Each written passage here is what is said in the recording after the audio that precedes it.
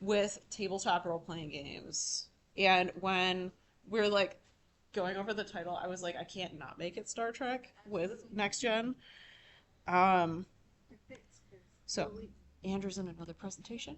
So All right, so my name is Jennifer. If you've been here earlier today for another session, you have heard from me. You are going to be hearing from me again. I am a researcher. I'm a middle school teacher. And picking my next gen vibe, I could not pick between the complete diametrically opposed vibes of Guinan, Whoopi Goldberg's greatest role. She's incredible in that show. Don't sleep on Whoopi. And of course, Mama Troy, because you need a lusty chaos goblin all of the time. And I think it's also interesting that it's probably the two performers that gave the imitable Patrick Stewart the most run for his money in the course of the show. Uh, and I just love them so much. So I feel like that is a good representation of my teacher vibe. for me, so I'm Steph. I run the TTRPGkids website. So everyone else that's in the conference is coming with education in teaching and therapy. I'm coming from an engineering background, so I'm like the mad scientist that has like gone into EDU. Like I always wanted to be a teacher, and then my parents were like, "No, engineering makes more money." And then I was like, "Cool, well I have an engineering degree. I'm gonna go be a teacher." So it was. I am a former airbag engineer, an engineering professor, and my vibe is definitely Data and Jordy LaForge like geeking out over science stuff. Like I watched Next Gen, not realizing that Jordy LaForge and Reading Rainbow Guy were the same person, and then when it dawned on me, I was like, "Oh my gosh! Like this explains so much." And then Data is just like, yeah, Data. I was like, "Oh, Data's very cool." Turns out I'm autistic, and so like, there's Data was definitely a vibe. Okay, so is there anybody here who does not know what a TTRPG is, or how it may be different from another tabletop game? All right. So I'll go really fast then. We're going to consider a tabletop role playing game in this context as something with collaborative storytelling. It takes place in fiction. There is some element of chance, whether that be rolling dice, drawing cards, or saying, what do you group of 6-year-olds want to do, and then letting them make a choice between going down the right path and the left path. And there's going to be some kind of cooperative element to it. Here are some examples. A lot of people know about D&D, but there are a ton of other options. Including Star Trek. Including Star Trek. And so what we're going to do here is we're going to have like a little bit of a presentation about where I'm going to go through an example. And then Jen and I are going to answer questions. So Yes. It'll be like a little bit of presentation to kind of kick things off, give an example, and then we will chit chat with you for a bit. Before we get into this, I have to remember, so the ABCs of conventions always be cough dropping because I'm starting to lose my voice. So, uh, mm-hmm. We're going to talk about the engineering problem solving process with this. We're going to just call this the process that engineers use to solve a problem. There are a lot of different nuanced ways of defining this process. So we are going to go through a basic one. There are a couple things taken out for simplicity's sake. When I would do this with a class, it might be a little bit more detailed or have a couple extra iteration loops to it. So this process, we're going to define the problem, list possible solutions, evaluate the possible solutions, develop a plan, evaluate the plan, and implement the plan. And this is a critical skill for everyone. So whether you're looking at higher ed, people in industry, or just life as an independent person. Exactly. So this is something that whether you're teaching it to adults or you're teaching it to kids is going to be highly important. And so now we're going to look at how to make this into like a tabletop RPG scenario. So we're going to define the problem. In this hypothetical tabletop RPG scenario of unknown system, we are going to say that the problem is a dragon possesses a MacGuffin, let's say a magical key, that is critical to stopping an evil wizard from blowing up the entire planet. So, what is our problem here? Can somebody tell me? Yes. We don't possess the MacGuffin. There you go. So we don't possess it. Who possesses the MacGuffin? The dragon possesses the MacGuffin, and we do not. We need to go get that. So we have our problem. We're going to list some possible solutions. So let's say in our group we have a bard, a barbarian, and a ranger. What are some possible options for solving this problem? Like the dragon is there, we are at the mouth of the cavern, and we can see where this little box is that contains the MacGuffin. What are some options that we have here? Yes. Seduce the dragon. Seduce the dragon. Yes. So the bard comes up and is like, the bard lulls in the sleep. yeah. That's fine. Bard could blow in sleep. Bard could also be like, hey there, that's a really nice box. Yeah. And so that's our bard's suggestion. What other suggestions we got? Beat the dragon. Beat the dragon. So the barbarian's like, yeah, we're gonna go fight the dragon. Yeah. Oh, look, a distraction. Yes, distract the dragon. Ask the dragon. Ask the dragon. No, There's always one. that's There's not that always different one. from what I said. Yeah. It's not that different. The different spice profile. You know. Yeah. All right. And then we're going to evaluate some of our possible solutions. So we're going to say, okay, so let's see how realistic this is that we can do any one of these. We're going to look at the spells we have available, what items we have, if we have enough potions, how much time this is going to involve. So let's say we go to the bard who has been like, well, we could either talk to the dragon or we could seduce the dragon. And then the rogue ranger goes, I'm sorry, but like the last 3 times you have tried to seduce the guard.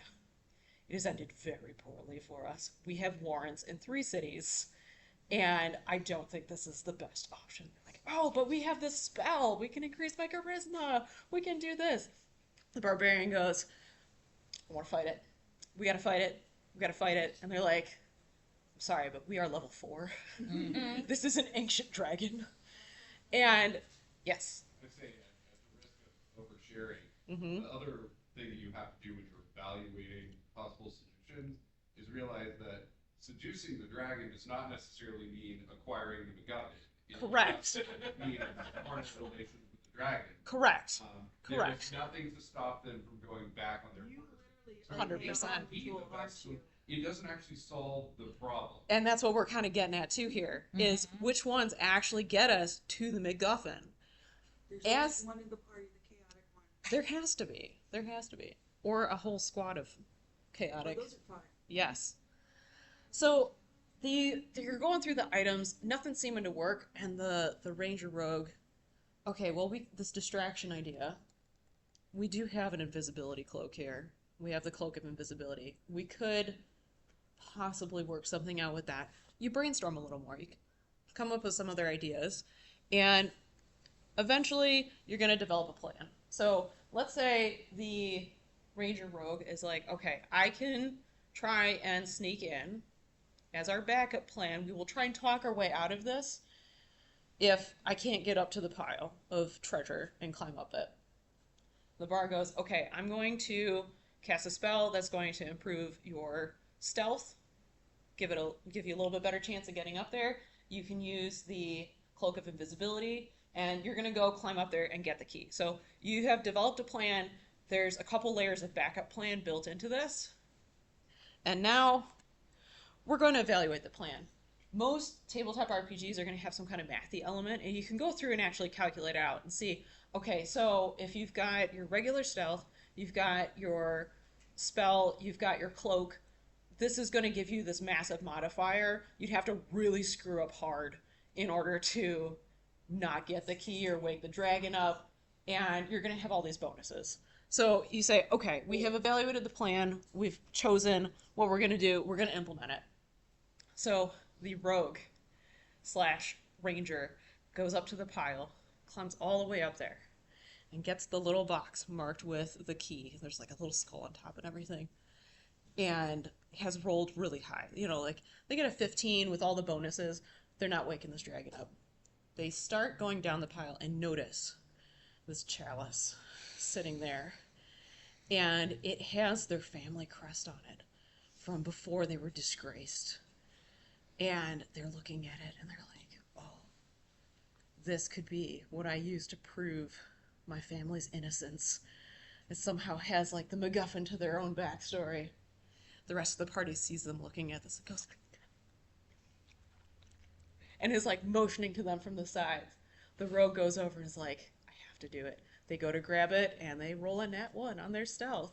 And the pile of gold starts cascading down and everyone's like, no! And the dragon wakes up and they start all just booking it out of there and lose sight of all of the backup plans and just get out as fast as possible.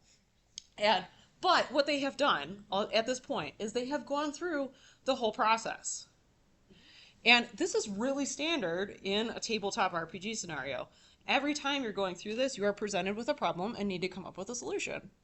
For 8-year-old players, this is something that they're going to enjoy and look forward to. And if you practice that every week for 10 years, so from 8 to 18, you have gone through the engineering problem-solving process 500 times. You have spent at least 500 hours going through this and discussing this process over and over again.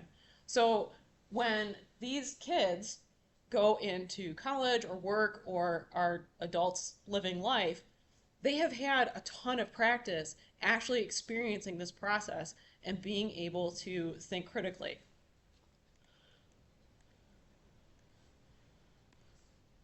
When we're looking at an engineering class, this doesn't need to be a medieval fantasy situation. It can be something a little bit more sci-fi or connected directly to your material. And when I have taught college kids, like you can have it where you write out the steps of the process and have the mechanics tie into that. You get bonuses if you fill out the engineering problem solving process as you are talking about it in class. Or you can go backwards and break it down after you have gone through the process so you can see that it has been something that you're practicing. There's like a cognition about it. So it's very possible to integrate this into your course material. And for adult players who are maybe not in an educational setting, this is really good for picking up life skills that may have not been developed earlier in life. And it's a really low pressure environment. You're not stressed out and being told you don't know the problem solving process or like you can't think critically. Like that's not there. You're just having fun with your friends and being able to practice this skill. Exactly. And you're all learning together. So you're going to play off of each other's strengths usually and teach each other the process.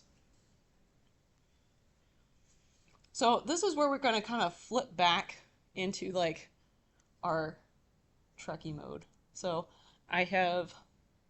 we're going to talk about any questions. Andrew wasn't here, so it's just going to be us two. And there will be like some more resources. So I'll just leave this up there for now. So this is like some of the other conference talk stuff. But while this is up there and like we're just kind of chatting, the entire rest of the time is kind of Q&A. So if you have questions about this, we would be happy to talk to you. Otherwise, like we can kind of bounce ideas off and stuff like that. So yeah, I mean, one thing I kind of want to bring back, I'm a middle school social studies teacher, and you can gear this same process by creating a fiction that demands that students speak to all kinds of content knowledge. You know what I mean? So like going through the critical thinking process of, we're at the League of Nations in, 1923. And, well, okay, what do we know about that time period? We've just been learning it in class, and now we have to figure out a diplomatic problem, or we have to figure out a solution. One of the things that we do in my class is my students have to figure out whether they want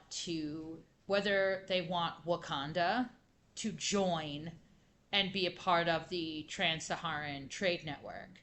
And they have to figure out like what are the costs and benefits of that network. They get a little profile that is sort of a summary of like Wakanda from the comics, and they have to kind of think about like what elements of culture, because Wakanda is kind of in a very similar analogous position to like Mansa Musa, because Wakanda has so much more resources than their surrounding neighbors that like it almost they're really doing a strong cost benefit analysis of does showing off what we have put a target on our back.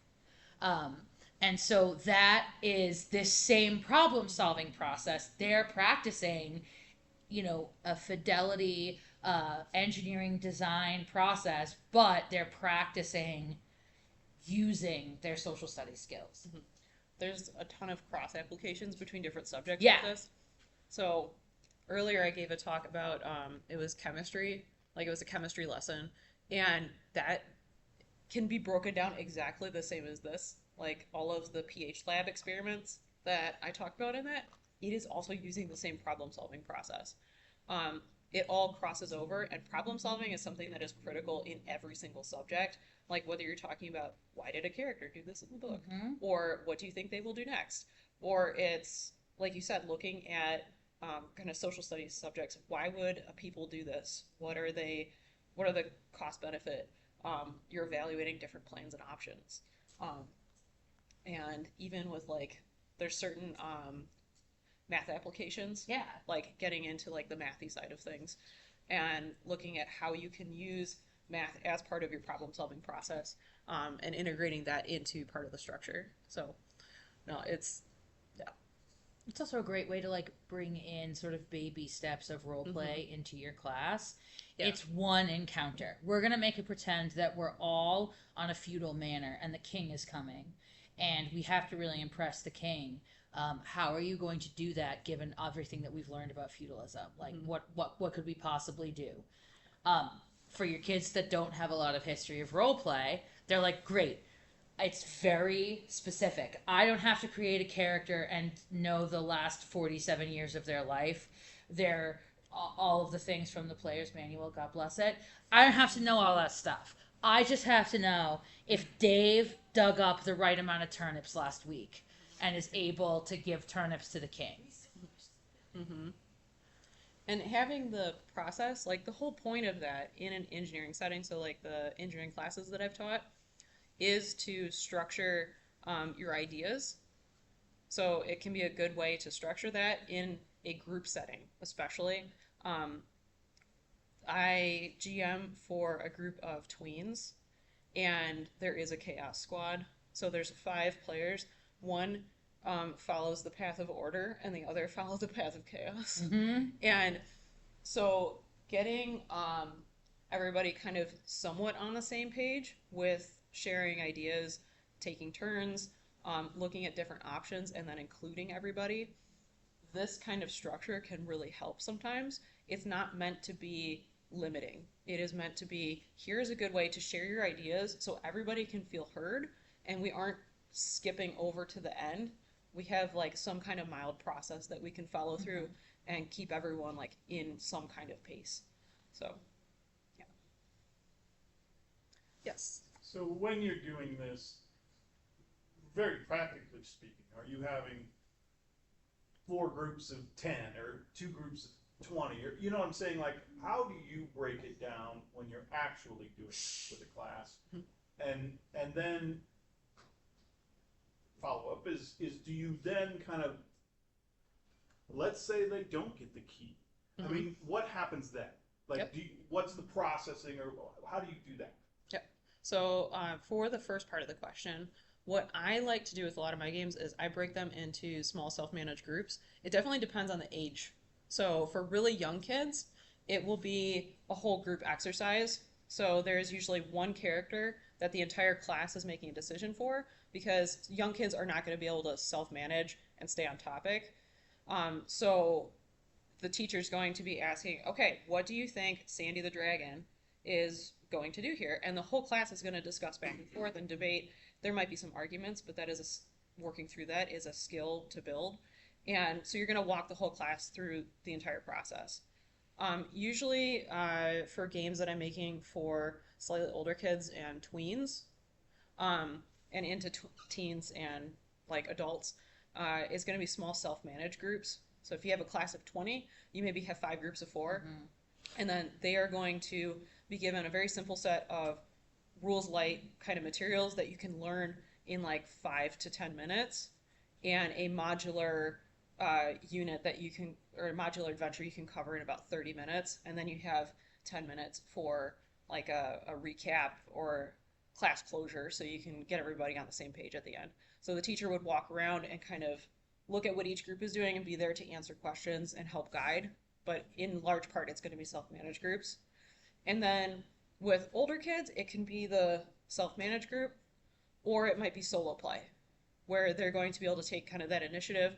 So it'd be like a solo journaling, tabletop RPG kind of scenario, where they can do that on their own, or they're going to be in like a smaller group, so it's easy to manage. And then you have In middle school, I feel like 4 is often like the happy number. 3 gets into 2 against 1 too easily, and that leads to kids. I feel like an odd number, you often end up with some kids who are just sort of out-volumed. And at the beginning of the year, my groups are randomized as the year progresses. It's really based on the social power dynamics that sort of come into play in my classroom of how I make the groups. And I often intentionally make groups where we'll have some ability for like equity of voice. So all of my kids who are always raising their hand all of the time are not together. They're often like not, so you have that energy that is like encouraging people to speak, but you don't have a lot of competition. It comes to really knowing like the sort of social power dynamic as it grows on in your class. I also find 4 is enough for accountability through a process. It's really hard to hide when you get more. You can't talk to 7 people in a 10-minute. You have 10 minutes to work through this problem. If you're in groups of 7, there's going to be a couple of kids that just aren't going to speak. So I have found that 4 is like the happy sweet spot. Yeah. And then what was your second question? Could you remind us? What happens when they implement their plans? Yes. Really, like I'm curious how you do it. Do you roll a die? Right. Like and then what? So I have a really good example for this, and it was at PAX Unplugged, the problem-solving workshop that we did 2 years ago. Yes. So it was a very specifically like problem-solving focused tabletop RPG exercise where you needed to go through the process, and every time you completed a step in the engineering problem-solving process, you got a +1 bonus that you could then add to the single roll that you made at the end. And the only way that, so like you could do none of the problem-solving process, and if you got a perfect roll, you could complete it, and that, you know, sometimes you get a lucky guess. If you did all of the steps, the only way you could fail the roll is if you got a nat 1. And so we had maybe like 20 tables of people. Like, this was a huge room. Yeah. We were like, oh my gosh, there's so many It people was here. wild. Yes. But there was one table that rolled it. They did the entire process and they rolled a nat 1. They beautiful job. It was great. gorgeous. It They was so were the thoughtful. Most prepared groups. But what that shows, and going into Star Trek, does anybody know what the Kobayashi Maru is? So it is the no-win situation. No matter how much you prepare, sometimes it just does not work out. And that is a really teachable moment. Because we looked at, okay, all these other groups, it worked out. This one group didn't. And that shows, okay, one, statistically, if you go through the problem-solving process, you have much better odds of succeeding. But sometimes it just doesn't happen. Right. There could be, you may have to go through an iteration process. And that is also, that's when I show the problem-solving process here. It is simplified. The actual engineering problem-solving process has iterative loops. So that way, if the solution fails, you can go back in. So the example with the dragon, their solution kind of succeeded. They're going to need to kick that process off again, like start off from the beginning on how do we escape the dragon and go through that kind of loop. If it was just they could not get the key, like they got up there, the pile of gold was too steep, they slide down. Okay, cool. Let's look at a different plan. We're going to iterate that loop. And that is also part of the problem solving process. So failure is a very teachable moment with this, and it is actually something that I think TTRPGs do uniquely because it is a low pressure failure. You can always go back and have a second chance. You can create another character if your character bites it. You can. There's lots of options without it being, oh well, you failed your grade on your test, and then there's all this like shame and embarrassment and discouragement and whatnot. This is like fun failure. Big bombastic weird things happen. There's explosions. There's a dragon coming after you. It's exciting, and it shows that failure doesn't have to be the end of the story. So yeah, it's also a great way to, especially again, I work with middle schoolers. It is a great way to introduce students to the idea of like letting go of control, especially with students who are used to being very academically successful. Like it comes very easy to them. They had a really easy time in elementary school. Now they're in middle school. We're working in a group. Like sometimes we're just not going to be successful, and it's actually okay because you learned and you did the process correctly. It's not just about the outcome. It's not just did you get an A at the end. It is about the fact that you practiced a process with fidelity and you did a good job. And so one of the things that we talk about a lot in different presentations is reconceptualizing the game of school as it exists regularly and introducing a time where like success or failure, there is a random chance element, is a way to break down that idea that good kids are rewarded with success, and if you did not have success, then you were a bad kid and you were punished by failure, period, full stop, end of conversation. This is like, yeah, you did the thing. You did fine. Some things didn't work out in the end, and that's okay, but you still did this really successfully, and we need to celebrate that. So I'm looking at a class of 24 freshmen in a mandatory health class. Yeah. Please narrate for me. I am all in on this. Yeah. Actually, like I'm already writing lesson plans and stuff. So I will now have 6 groups of 4 that have all done a problem solving of a thing. I'm totally down with pass or fail and you get the grade because you did the work, right? How do you narrate? Like, does each group come to the front and roll the dice in front of you and you narrate it for the class? Or so you can do it at the table and ask them to narrate for themselves. Run from table to table And that's kind of what we did in that one exercise. I mean, that was essentially a class of 120 people, split into 20 groups.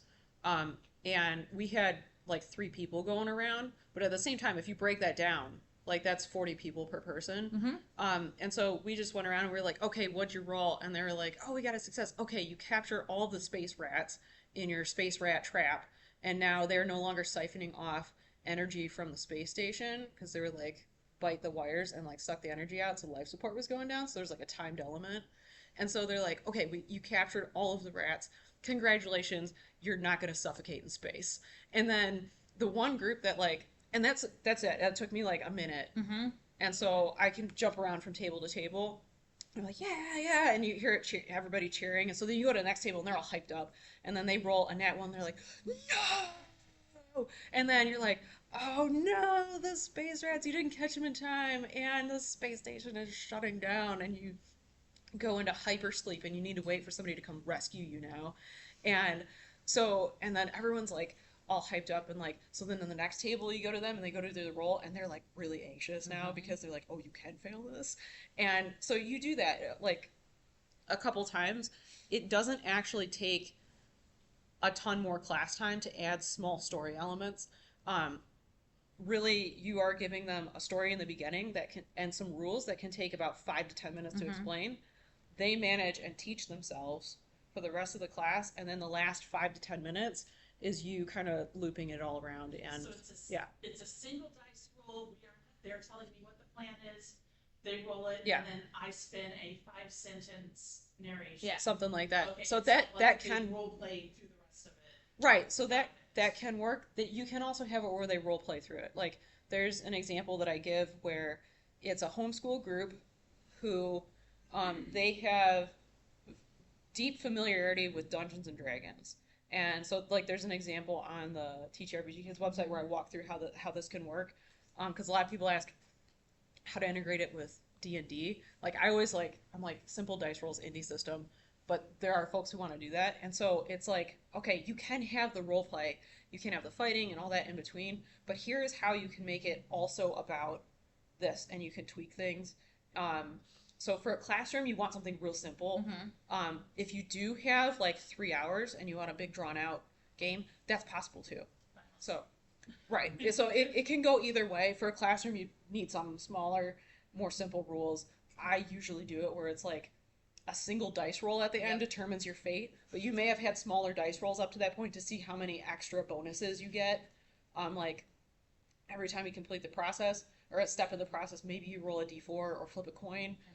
And so there's some additional randomization, but it doesn't need to be anything like roll, and like you coming around over and over again. Sometimes I will have, if I have something like that in a whole class, we walk them through, they're doing their iteration in their group, and they're sort of, maybe they're gathering resources and they're trying to figure out what they have to work with, and that's how they make their pool of bonuses. And I might say, okay, everybody, the king has arrived. I want you to take the big dice out of your bucket, and I want everyone to roll. Okay, if you got a 16 or above, raise your hand, and I'll have a slide, and it'll be something funny, like, the king has come, and he loves you so much, he decides that you all get to be vice kings. It's weird. It's like a government. It's like not a monarchy. What are we going to call that? Whatever, it doesn't matter. It's the 1500s. No one cares. And then I'm like, okay, so if you got like a, I don't know, like 15 to like a 10, the king shows up and you are just mediocre, and you should feel kind of weird about that, but not weird enough to stop working and not be disloyal. Did you get a 10 or below? The king burns your manor to the ground and you are shunned. And that takes like a short, like relatively short period of time. Often I will tell the kids, when I'm trying to do that at the wrap up, I will have the kids say, you were successful. Like, what is one benefit that you think will come from this? You were not successful. How is that going to be? What kind of punishment do you think would be appropriate? You were kind of in the middle. Like, how does it feel to not have much change at all? Like, Yeah. you know, and that logistically can be great. If I really want to get on my ridiculousness, I will have envelopes, and it's like, what did you get? We got a 14. Okay, you get this envelope. What did we get? We got a 9. Ooh, you got this envelope. What did we get? Nat 1. Can have this one. And it's in there, and that sometimes I prepare that ahead of time so that we don't have to have that like time taken up by a long exchange. But they still get that, and plus it's like their own like little secret thing at their table that they get to have. Yeah. I mean, it's different, like, depending obviously on like the attention span of your group, but I'm already thinking about, like, I think that in a health class it could be so great, because if kids are talking about topics that it's a little weird because we're 14 and everything's weird and none of our bodies are doing what we want them to do, we don't have to talk about them as us. Oh, no. All of that's happening to those characters over there. Yetis are hairy, so that's not kind of weird. Let's not Exactly. talk about Yetis. Yeah. Yep. Yeah. Definitely do like a pandemic-based module too. I could see this also, like, healthy relationships. Yeah. Like, healthy relationships. Like, you're encountering someone and this is how they're talking to you. What are all the different ways that you could get out of this potentially toxic situation? You don't have to think about you don't have to think about this as like something in your life. It's happening to someone else over there, you know? But they still go through the whole thought Right. process, and then they have some familiarity with it. So even if it's like just a little bit, that's something that they've got now going into a real world situation that is like very usable. So Thankfully, our health class is actually like really good. that's Yeah. good. But they expect most kids to drop out by 10th grade. So like there's your intro to life. Yeah. 9th grade. Health. But formatting it in a role playing game I think might actually be this. Yeah. Mm-hmm. Because it's again it's not them. Yeah. Right. Yeah. This is beautiful. And I think from like a logistical standpoint, right? When I'm doing something like this with a whole class, I like to build in a certain number of everyone comes back together. Like I have 47 minutes. So if I'm introing it, I might have two sort of story beats that we all come to. And it's a way of doing some sort of snap formative assessment of like, how are they doing? What are the kids looking like? Let me check in on facial expressions. I can get a visual of where everyone's at. We're all coming back together. And then if you have some kids who have struggled, like working together as a group, we're all brought to this part of the story, and that's where I can make sure that certain learning objectives are being met, but the rest of it, they are having that opportunity to practice and have agency. 45 minutes is a very long time to leave 12-year-olds to their own devices with things that can be thrown. It's a lot. I'm asking for a lot. So if you give them those sort of post-hold moments, it does create that sense of accountability, but they still have time to play, but they are accountable to like demonstrating that they've gone through this process, and then you can check in, and that's also a great opportunity to be like, oh, are you sure that the dragon is available for a romantic relationship right now? How do you know they're not trying to take some time for themselves? That's really like presumptuous of us. Right. Yeah. Yeah. You see that the dragon's got a little promise ring there or something Yeah. like that. They already got a significant other. They're not The interested dragon in you at all, the dragon is focused on their career right now, Right, and exactly. they really would like you to respect that, and we need to sort of think about the dragon's boundaries. Yes. And it actually is a really great way to weave in some of those social emotional pieces in a way that is funny. Why would someone immediately think to flirt with the dragon? Do we know that the dragon is available for that? That is not something that middle schoolers think about. So like it's a way to like layer in a lot of different consequences for assumptions that you make through your problem solving process. And it's funny. Yes. Can I put in a little plug for the ethics that can be kind of talked about in the situation? Yes. We had a family game where some goblins surrendered to us that were fighting, and our daughter started killing them. And we kind of had to stop the game and say, wait, they surrendered. Mm-hmm. How should we treat this situation? Yeah. Maybe in your example, maybe there's a baby dragon that someone wants to hold hostage to get the key.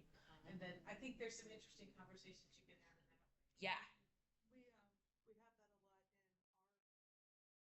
in our. And within like 5 minutes, they're like, "No, he's going down." No. I think it's such a great thinking about that with regards to problem solving, right? Like defining the problem and gathering information is a great opportunity. Why do we want to kill the goblins? Right. Why?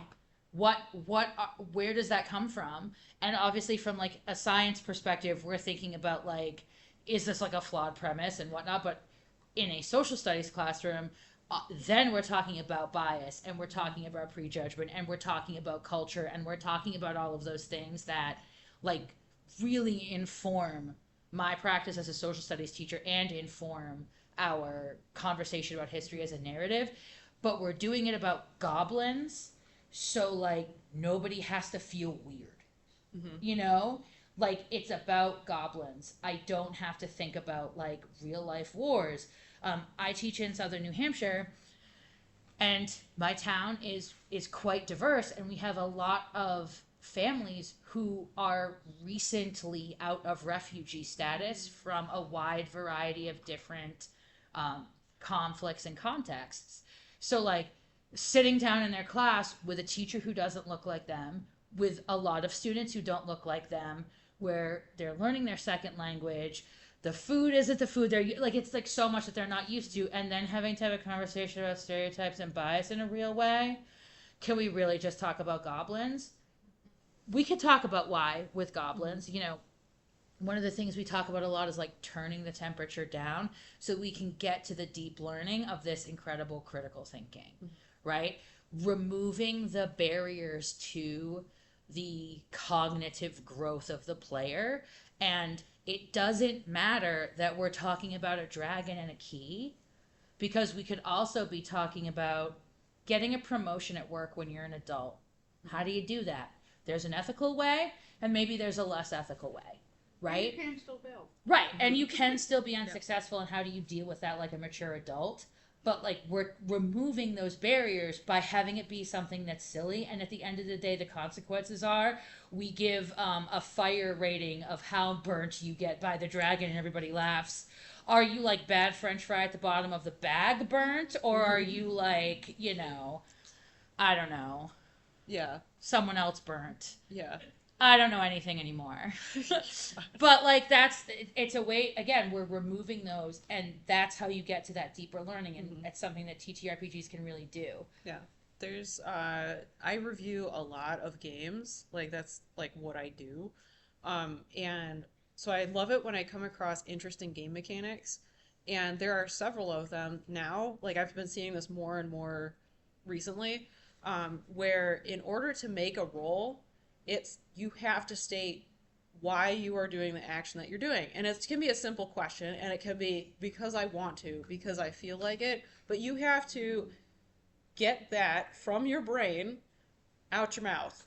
And sometimes that is enough to just slow down to where you can reflect. Why are you fighting the goblins? It can be because I feel like it. I want to fight something today. And it's like, okay, that is the mood that we're kind of in. But you have said how you feel. But then it can also be, well, I'm worried that they're going to escape and go tell somebody else. Why do you think they're going to do that? And I mean, like in engineering, we have a 5 why analysis, which was something that used all the time. And I had a manager at one point that was very adamant about the 5 why process and would not approve anything until you showed 5 slides that went why. So I got very used to it because of that. But that can be used in tabletop RPGs as well. And students might get kind of annoyed, but you can also make it kind of funny. Like, I do this with my kid where he's like, well, I want to do this. And I go, why? And then, why?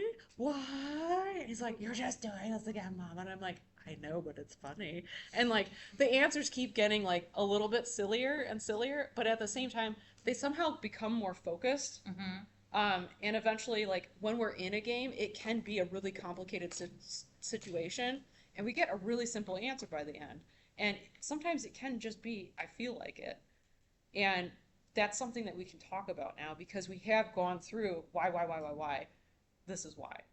And so we can kind of work that out. It's just, there's a lot of opportunities, and it all ends up applying, like, this is real life stuff. Like, our brain doesn't really fully know that the story is not real. Right. So if we can work it out in the story, that's the life experience that we didn't have to go through a kind of fight in the form of an argument or a 5 why analysis for the first time at work.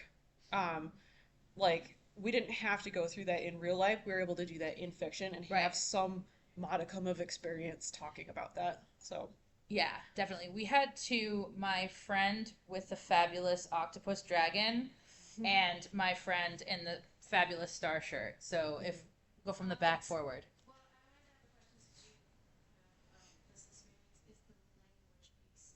So when you have non-English speakers, how do you work with that? You want to do this, now you also have this extra language barrier going on. So sometimes it's tough because like a lot of idiom and those things like don't necessarily translate super great. I utilize my board as much as possible to have like relatively simple directions and like that are like simplified versions of the directions without all of the flavor text, so that even if a student maybe is not understanding the intricacies of the role play, they can still do the thinking and contribute that way, right, and participate. I don't ever want to sort of lock anyone out necessarily of that. A lot of times I have a really great ESOL teacher, and when I'm doing something Chaos Goblin-esque, she's really helpful at being like, okay, here's what you're gonna do. Like, this is how we're gonna make sure that like this group of students really understands the expectation. And oftentimes it is, I give a lot of like really structured notebooks when we play games.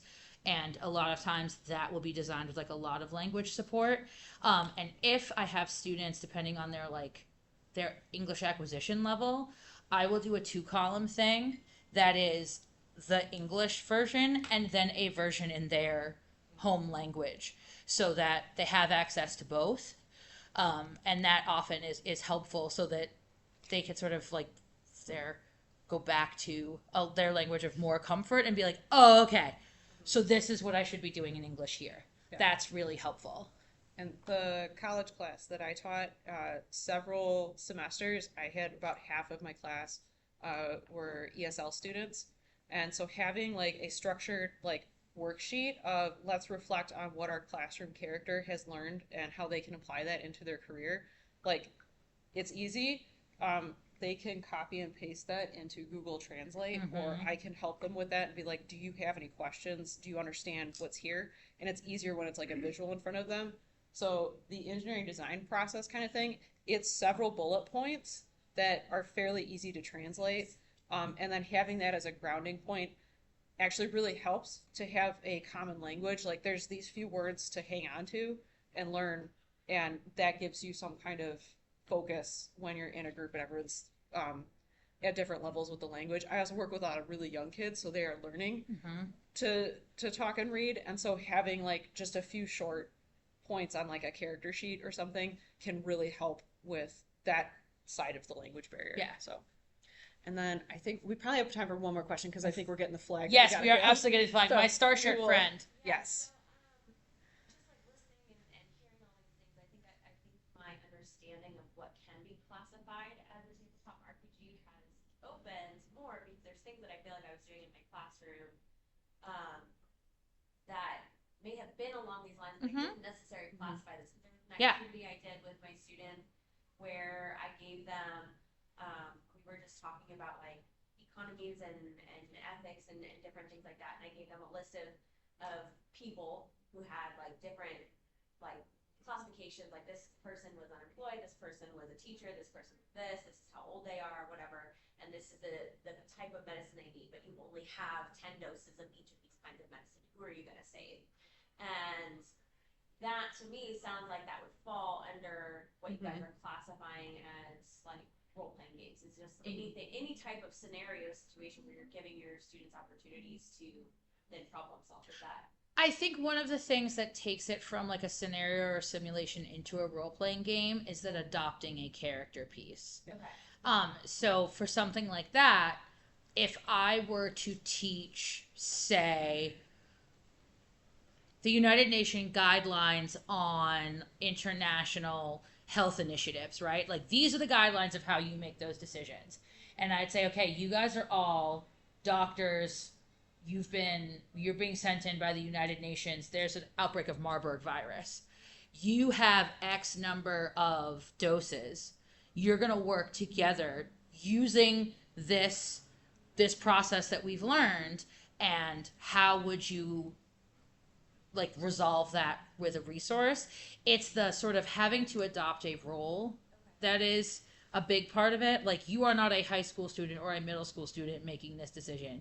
My teacher gave me homework, I don't care. It's like, okay, you have to sort of step outside of yourself and your experience to take on the perspective of another person or another character. Sometimes the character creation can be super basic. We sometimes just want to give kids that plausible deniability of like, I feel weird not giving the medicine to everyone because I'm 15 and the idea of ever having that responsibility is really horrifying. But okay, I'm a researcher. I'm one step removed. Now I have opened brain space to contend with this really difficult situation and understand why the guidelines are what they are. Or go through that sort of if-then statement and think about like the types of arguments and debate that would come up, because we practice the kind of argument and debate that would come up. And maybe in a scenario like that, you might have one representative who's a diplomat. You might have one representative who's a researcher. You might have one representative who is an expert on perhaps local micropolitics. And like, you can't give all the medicine to this particular group of people in this country because we've had a recent civil war, right?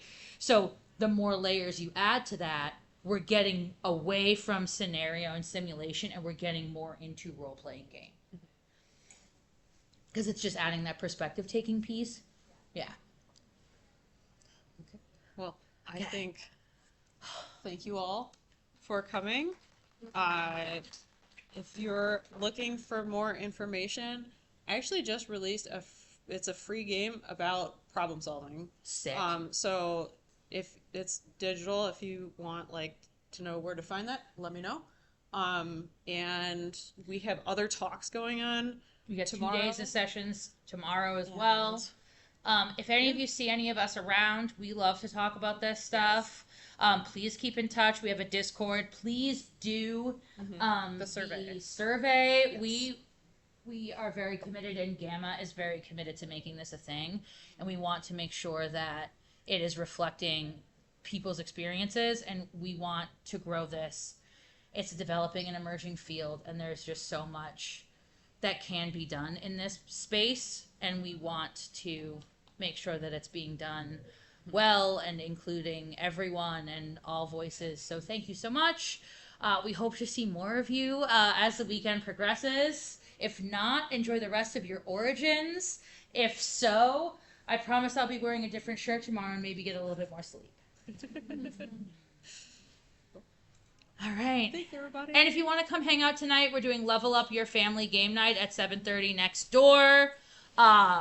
Playing some games and hanging out. It's going to be a good time. And we have an applied game jam tomorrow at 7:30, which is just a chill fun time.